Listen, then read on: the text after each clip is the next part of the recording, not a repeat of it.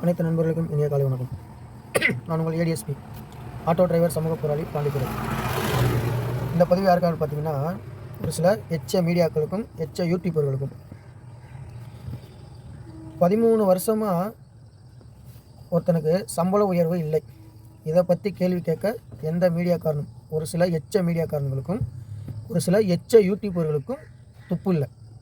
ஆனால் சட்டத்திற்கு புறம்பாக இயங்கும் பைக் டாக்ஸிக்கு ஒரு பிரச்சனை என்றவுடன் மக்களை திசை திருப்பும் நோக்கத்தோடு வீடியோ போட்டு கொண்டிருக்கும் யூடியூபர்களுக்கு, எச்ச மீடியாக்களுக்கு, எச்ச யூடியூபர்களுக்கு ஆட்டோ பொது போக்குவரத்து பயணத்திற்கு உண்டான வாகனம் என்று அரசாங்கத்தால் அங்கீகரிக்கப்பட்ட ஒரு வாகனம். பைக் பொது போக்குவரத்திற்கு பயன்படுத்தக்கூடிய வாகனமா, அரசாங்கத்தால் அங்கீகரிக்கப்பட்ட வாகனமா என்பதை முதலில் தெரிந்து கொண்டு வீடியோ போடவும்.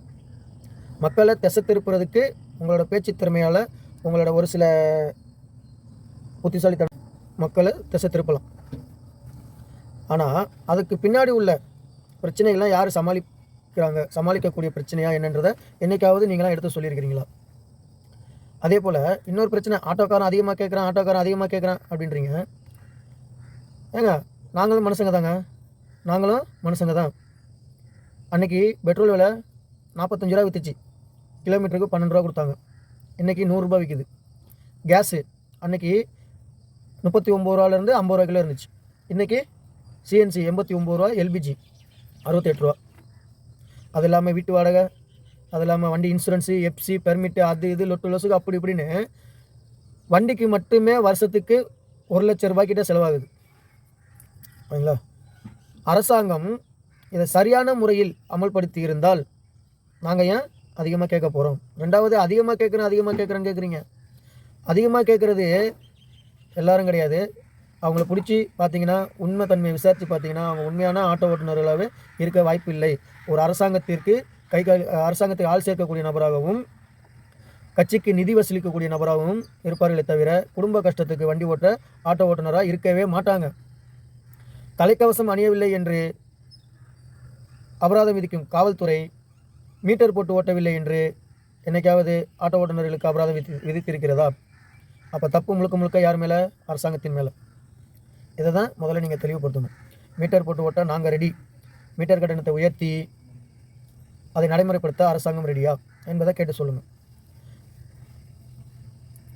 இன்னொன்று என்னென்னு கேட்டிங்கன்னா, பைக் டாக்ஸிக்கு ஒரு போக்குவரத்து துறை அமைச்சர் பதில் அளிச்சிட்டாரு அப்படின்றத நீங்கள் பேசுகிறீங்க. போக்குவரத்து துறை அமைச்சர் 5 வருஷம் தாங்க இருப்பார். அடுத்த ஆட்சி மார்ச்சுன்னா அவர் போயிட்டே இருந்துருவார். ஓகேங்களா? அவருக்கு சட்டத்தை பற்றியெல்லாம் தெரியறதுக்கெலாம் வாய்ப்பே கிடையாது. அவர் பாக்கெட்டை ரொப்பிக்க மட்டும்தான் பார்ப்பாங்க. ஓகேங்களா? அதுவும் குறிப்பாக இந்த அரசு பாக்கெட்டை ரொப்பிக்க மட்டும்தான் பார்ப்பாங்க.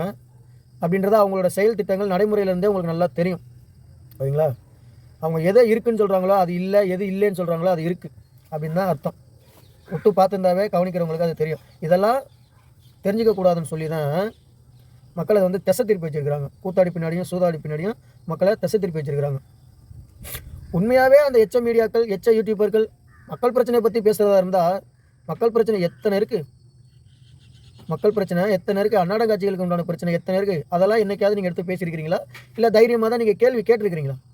காசுக்கு பீத்திங்கக்கூடிய எச்ச மீடியாக்கள், எச்ச யூடியூபர்கள் மக்களை திசை திருப்பி ஒரு கார்ப்பரேட் கம்பெனிக்காரன் கைக்கூலியாக செயல்படுறதுக்காண்டி நீங்கள் இல்லாத பொல்லாதெல்லாம் மக்கள் மத்தியில் பரப்பிக்கிட்டு இருக்கிறீங்க. ஏன் ஆட்டோ ஓட்டுநர்கள் இந்த சமுதாயத்தில் நல்ல விஷயமே பண்ணலையா?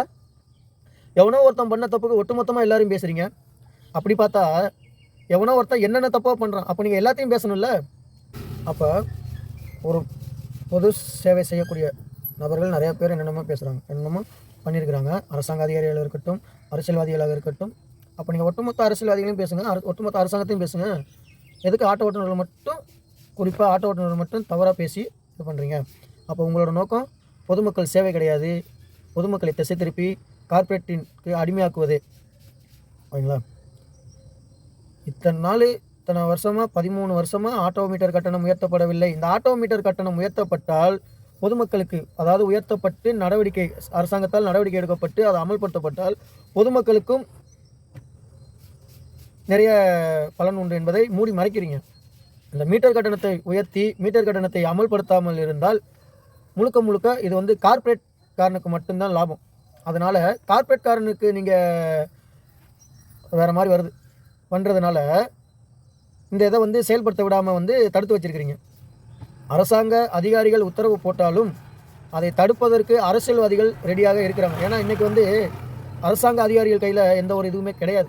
பேருக்குத்தான் அரசாங்க அதிகாரிகள், ஆனால் அவங்கள செயல்படுத்துறதுக்குள்ள அரசியல்வாதிகள் என்றைக்கு மக்களுக்கான எந்த ஒரு அரசியல்வாதி மக்களுக்கான பிரச்சனை மக்களுக்கான உரிமையை மீட்டு தரத்துக்கு வந்திருக்காங்க? அதெல்லாம் காமராஜர் காலத்தோடு முடிஞ்சு போச்சு. அதுக்கப்புறம் ஒருத்தர் வந்தார், அவரை நீங்கள் தான் வந்து நாசமாக்குனீங்க. ஓகேங்களா? அவரை நீங்கள் தான் வந்து இல்லாதது பொல்லாததெல்லாம் சொல்லி இது பண்ணி அவரை அடியோடு அடித்து அவரை விட்டீங்க. மக்களுக்கு நல்லது பண்ணணும்னு வர யாரையுமே மீடியாக்காரங்க பெருமையாக பேச மாட்டீங்க. அவர் என்றைக்கோ ஒரு பண்ண தப்பை ஏதாவது ஒன்று சுற்றி காட்டி அதை இது பண்ணி ட்ரெஸ்ஸை திருப்பி விட்டுருவீங்க. ஓகேங்களா? முதல்ல யோக்கியமாக இருங்க, அதுக்கப்புறம் அடுத்தவனை கேள்வி கேட்கலாம். ஓகேங்களா? எவனோ ஒருத்தன் பண்ண தப்புக்கு ஒட்டுமொத்தமாக எல்லாரையும் பேசக்கூடாது. அப்படி பேசுனா நாடு வந்து கலவரமாக தான் ஆகும். உச்சநீதிமன்றம் போட்ட உத்தரவையே அமல்படுத்த முடியாத அரசாங்கத்தை கேள்வி கேட்க துப்பில்லாத எச்ச மீடியாக்கள், எச்ச யூடியூபர்கள், ஆட்டோ ஓட்டுநர்களை பற்றி பேசுவதற்கு துளியும் அருகதை இல்லாதவர்கள். கடைசியாக ஒன்று இது வந்து பொதுமக்களுக்கும் அந்த மீடியாக்காரங்களுக்கும் எச்ச யூடியூபர்களுக்கும், அரசாங்கம் கார்ப்பரேட் நிறுவனங்களை தடை செய்துவிட்டு மீட்டர் கட்டணத்தை அமல்படுத்தி மீட்டர் போட்டு ஓட்டுங்க அப்படின்னு சொல்லி எங்களை கட்டாயப்படுத்தினால் நாங்கள் கண்டிப்பாக மீட்டர் போட்டு ஓட்டுறதுக்கு ரெடி. இல்லை அரசாங்கமே ஒரு ஆப்பை உருவாக்கி இந்த ஆப் மூலமாக இதில் மீட்டர் கட்டணம் மட்டும்தான் தரும் அப்படின்னு சொல்லி ஓட்ட விட்டாலும் நாங்கள் ரெடி. ஒவ்வொரு ஆப்லையும் பார்த்துருப்பீங்க, ரேபிட்டில் ஒரு ரேட் வரும், ஊபரில் ஒரு ரேட் வரும், ஓலாவில் ஒரு ரேட் வரும். ஆனால் இதுக்கு பின்னாடி உள்ள பிரச்சனைகள்லாம் பொதுமக்களுக்கு நிறைய பேருக்கு தெரியாது. இந்த பிரச்சனையை எடுத்து சொல்கிறதுக்கு எங்களில் அவ்வளோ பேர் இதுவும் கிடையாது, ஆட்களும் கிடையாது. ஏன்னா எங்களுக்கு வந்து இவங்க மத்தியில் வாழ்க்கைக்கு போராடுறதுக்கே நேரம் சரியாக இருக்குது. இதை மக்கள்கிட்ட போய் எடுத்து சொல்கிறதுக்கு எங்களுக்கு நேரம் சரியில்லை, நேரம் சரியாக அமையலை. இதை பற்றி யாருமே பேசாத ஒரே காரணத்தினால கார்ப்பரேட்டுக்கு சாதகமாக நீங்கள் செயல்பட்டு இருக்கிறீங்கன்றது 100% நல்லா தெரியுது. நீங்கள் ஆட்டோ ஓட்டுநர்களை பற்றி குறை சொல்கிறத விட்டுட்டு ஆட்டோ ஓட்டுநர்களுக்கு ஏன் இந்த மாதிரி ஆனாங்க அப்படின்றத எடுத்து பேசுங்க. ஆட்டோ ஓட்டுநர்கள் ஏன் இந்த மாதிரி கேட்குறாங்க, அப்போ தப்பு யார் மேலே அப்படின்றத எடுத்து பேசுங்க. நாங்கள் ஓட்ட நாங்கள் ரெடிங்க. மீட்டர் கட்டணத்தை அமல்படுத்தி மீட்டர் கட்டணத்தை ஏற்ற சொல்லுங்கள். இன்றைக்கி இருக்கிற நிலைமைக்கு கிலோமீட்ரு, அதாவது மினிமம் 49 ரூபாயும், கிலோமீட்டர் ஒவ்வொரு கிலோமீட்டருக்கும் 18 ரூபாயும், இந்த ரேட்டு தான் நாங்கள் கேட்குறோம். ஓலா ஊபரில் மட்டமான ரேட்டு கொடுத்தாலும் நாங்கள் இந்த ரேட்டு தான் கேட்குறோம். கொடுக்குற கஸ்டமர்கிட்ட போகிறோம், இல்லைன்ற கஸ்டமர்கிட்ட கேன்சல் பண்ணிவிட்டு விட்டுடுறோம். இதே ரேட்டை தான் கிளம்பாக்கம் பஸ் ஸ்டாண்டில் தமிழக அரசு அமல்படுத்தியிருக்கு. இதை வந்து ஏன் ஒட்டுமொத்த இதுக்கு அமல்படுத்தக்கூடாது? காலையில் 7 கிலோமீட்டருக்கு 110 ரூபா கொடுத்து போகிற அதே கஸ்டமர் தான் சாயந்தர டைமில் 7 கிலோமீட்டருக்கு 300 ரூபா கொடுத்து போகிறீங்க. ஓகேங்களா? அப்போ இது முழுக்க தப்பு யார் மேலேன்றதை நீங்கள் தான் முடிவு பண்ணிக்கணும். இதை எடுத்து சொல்ல வேண்டிய எச்ச மீடியாக்களும் ஒரு சில மீடியாக்கள், ஓகேங்களா, எல்லா மீடியாலையும் சொல்லலை, மக்கள் பிரச்சனையை பற்றி பேசுகிற மீடியாக்களும் இருக்குது, ஆனால் எச்சத்தனமாக செயல்படுற மீடியாக்களும் இருக்குது. ஓகேங்களா? நீங்கள் மக்களுக்கு உண்டான பிரச்சனையில் அடிப்படை காரணம் என்ன?